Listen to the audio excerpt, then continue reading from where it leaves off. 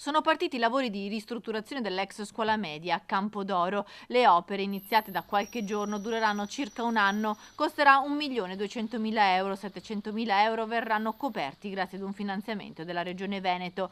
Al piano terra sorgerà la nuova biblioteca e la sala consigliare. Al piano superiore, nelle 3 aule presenti, ci saranno spazi per le associazioni, i giovani e gli anziani. Il sindaco di Campodoro, Gianfranco Vezzaro, ha effettuato nei giorni scorsi un sopralluogo per verificare l'avvio dei lavori. Da una settimana sono partiti i lavori di ristrutturazione e riqualificazione energetica dell'edificio che ho alle mie spalle, che sono le ex scuole medie di Campodoro.